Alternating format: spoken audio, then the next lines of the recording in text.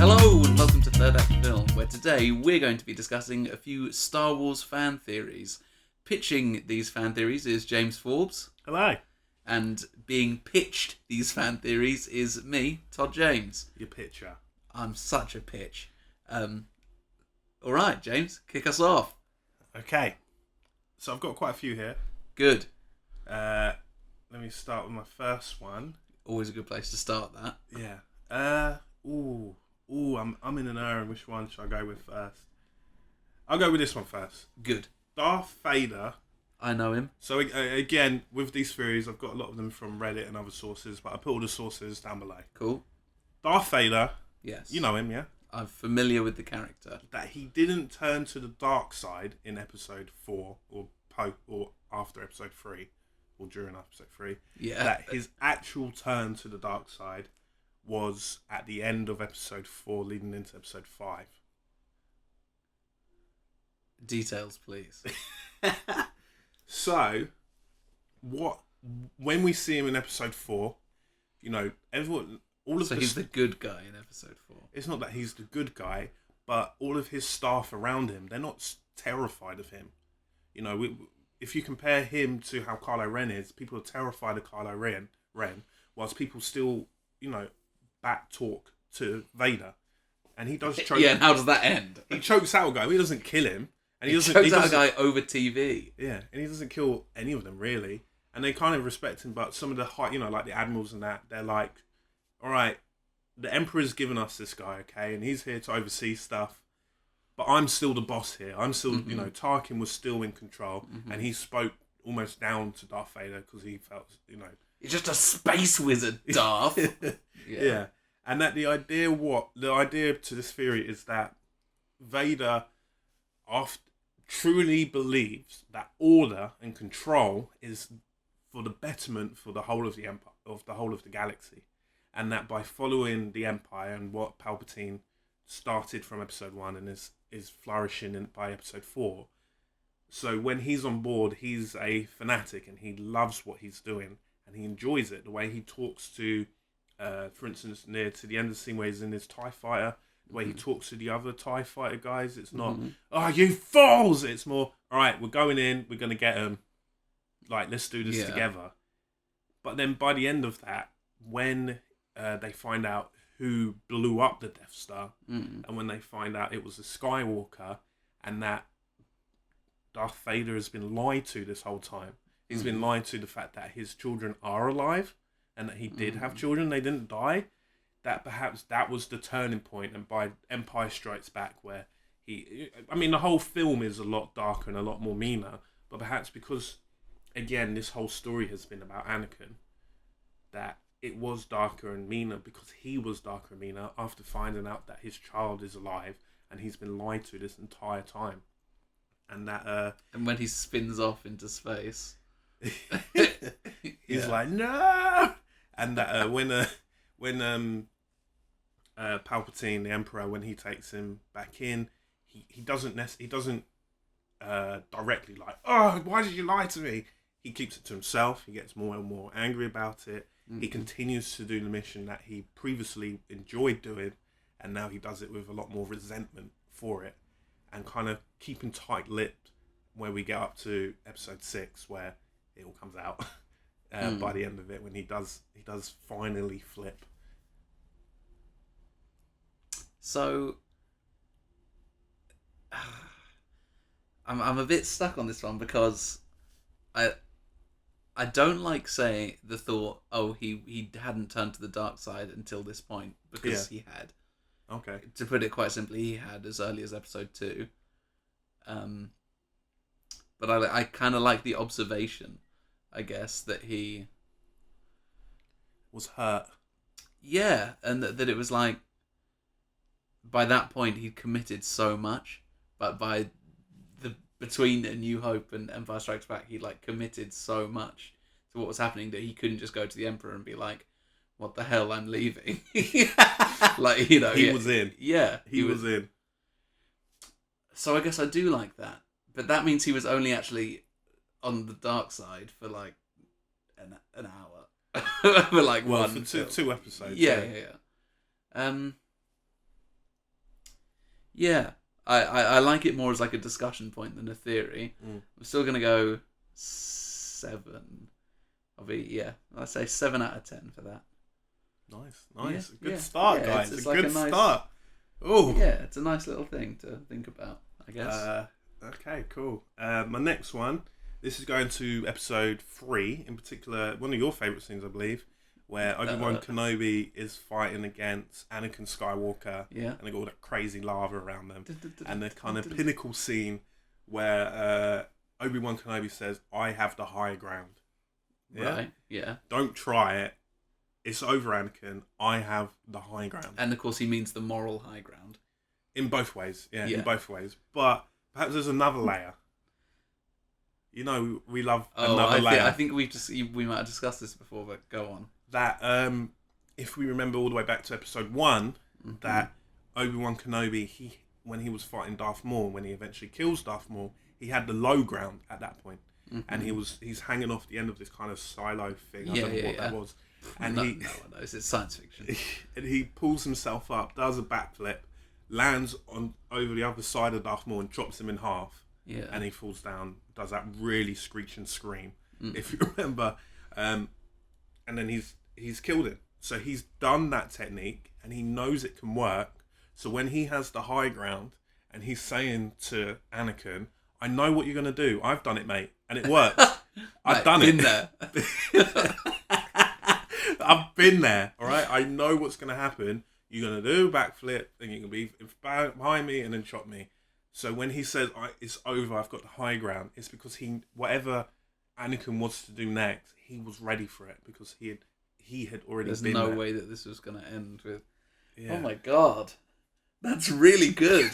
Oh my God, what is happening? So I already, like without any shame, I really enjoy Revenge of the Sith. Okay. And that is the best moment in it. Yeah. And one of the biggest criticisms is of him saying, "I have the high ground," and he's like a foot above.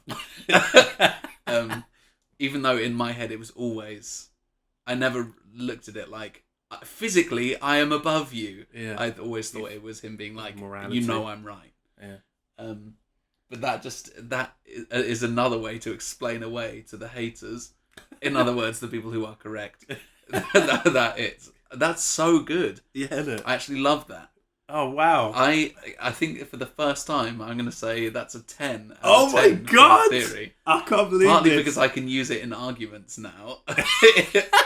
Yeah, I think that's really good. And it connects the film, and more importantly, if I said in a previous point that all 6 films have been about Anakin, but you could argue that the 4, 5, and 6 were Luke, and then 1, 2, and 3 was Obi-Wan Kenobi. Yeah. That would complete Obi-Wan Kenobi's kind of arc from being the guy who killed Darth Maul and using that technique and what that meant of his master dying to then him, in his eyes, killing his apprentice as well. Yeah, something that isn't ever brought up in the films, but you know it if you know about the expanded universe. Okay. Is that there are different styles of fighting for Jedi, and it's likely that being the trainer and the trainee, or the master and the apprentice rather, or Padawan, I want to say. Yeah. Anyway, that they would be learning or know the same technique, and would both know in this situation you got to do the old flipperoo,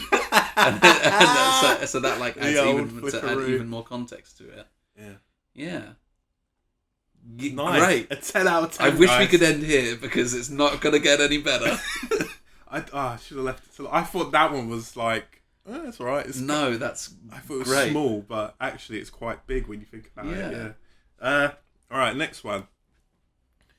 This was to explain why Luke was hidden on Tatooine and why Anakin hates sand. Well, we know why he hates sand. Because Why? it's dry and it's coarse and it gets everywhere. Yeah. That's paraphrasing, I'm sure. Yeah. But perhaps it's more than that. So the evidence for this is now when Anakin is first found, no one really senses his level of power. And that, in fact, Qui-Gon Jinn has to take a blood test, which everyone scoffed at. But he had to take a blood test to prove how much midichlorians, whatever, the Force, how strong he was with the Force.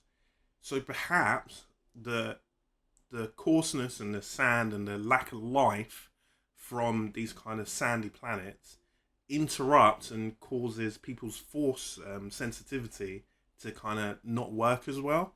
So if someone with Anakin's power and a Jedi's walked up to him can't sense that someone as powerful as them, if not more, is there. So then and another set of evidence to go with this is when Luke goes to meet up with Yoda, and Yoda's on this planet full of life. There's plants everywhere. There's animals everywhere. You know, it's absolutely full of life. And part of the reason why Yoda is there and no one's ever been able to find him is because there's so much Force there that he's kind of clouded by it, and that the Force is kind of linked to life, and that the more life there is, just for those obviously you can't see, but Tom's put in a lot of weird faces here. So the Force is linked to life, and the barrenness of Tatooine and all of those sandy planets kind of dissipates and hides anyone with Force as the same as someone with too much life.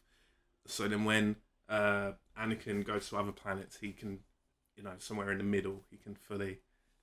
Oh, wow.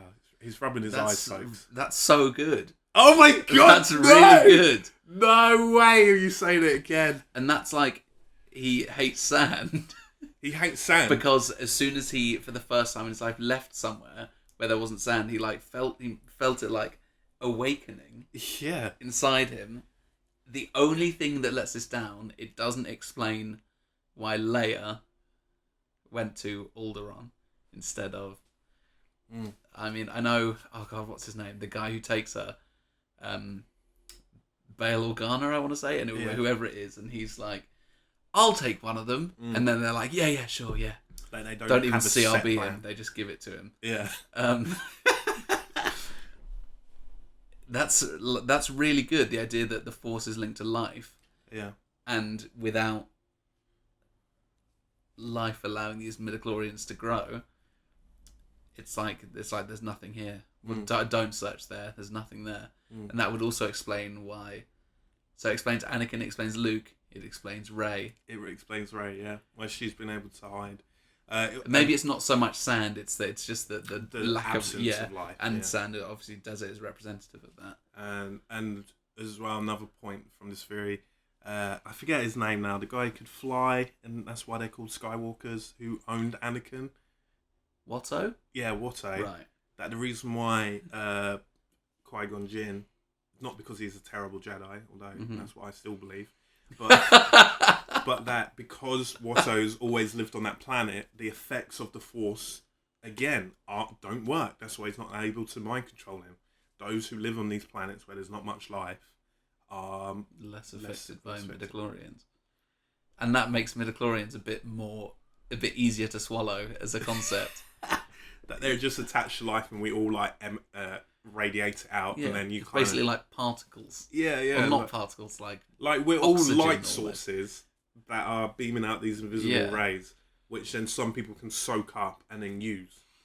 The only reason this doesn't work is that so Yoda's on Dagobah and they can't find him because there's too much. Yeah. Luke is on Tatooine and they can't find him because there's none. Yeah. So it's so nice as a theory. It is so nice, and it explains a lot of things nicely. I'm using the word nice a lot. Yeah. But where it isn't nice is that there are a few nice holes in it. There are a few kind of areas that it kind of falls down a bit. But I do really like it overall. I'd say like just because of the holes, like an 8, I'd say. Otherwise, you might have been looking at back-to-back 10s, but that is never happening. It's never.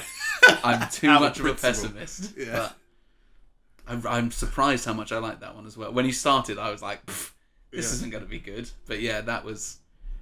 You're doing well today. Keep going. I can't believe it. So, oh wow.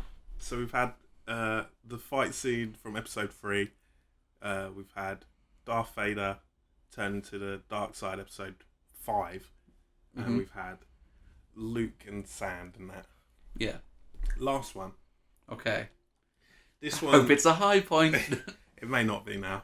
I always get them in the wrong order because I Every can't time. predict which way you're going to go. Every time. So this theory is a theory that goes across all of the Star Wars and before the Star Wars, and it's trying to explain Darth Plagueis. Now, Darth Plagueis, Okay. he is the master to Palpatine. Yeah. He trained him. Yeah. Sith Lord. Truth. Siths only have two. They have apprentice and power of two. So Yeah. It's a stupid rule. Imagine, There is imagine there if is Hitler had been explanation. like, I'm only going to have one follower. Like that. There is a reason, and it's so it doesn't go out of hand. It's something like that. Anyway, that the idea and We don't want to be too powerful. that with Darth Plagueis, the little that we know, one thing that we knew is that he maybe have found out a way to live forever, and Or that bring someone back from the dead. I think or bring someone back from the dead as well, and he may have maybe also he's got a lot of powers, hasn't he? He may have maybe also given or caused the birth of Anakin. Because Immaculate Conception. yeah, sort of she's thing. like, Yeah. oh, I don't know how it happened. And I hate that scene because she's just so ambivalent to the Yeah. fact that she just had a baby. And then no one seemed to care. They And were no like, one in her, no "It one was happens." like, yeah, that's Anakin, the baby that was born without a father. Everyone's just like, yeah, whatever. He's Yeah. a slave. Like, yeah. Yeah. So the theory is that all of those are true about Darth Plagueis. These aren't just rumors, right? People, and that Darth Plagueis has found a way to live forever, and that the way he does that is by moving. You know, his name is Darth Plagueis, so he is like a plague, and that he moves from body to body, and that is how he has lived forever. And Right. that I guess you could link it into the Sith power of two. That is always one is Darth Plagueis every single time, or a older version of Darth Right. Plagueis, who then transfers themselves into the apprentice, who then Right. hunts out for someone else to then move themselves into that body. And that Darth Plagueis moved into Palpatine when Plagueis died. Then Palpatine was like training up Darth Maul. Didn't work out. Didn't work He was out. training up Christopher Lee. Yeah, didn't work out. Mm. But perhaps the theory continues with he wanted to create the perfect body for himself, someone with a high force sensitivity. Oh, excuse me. So that he, what's the word? What's the word?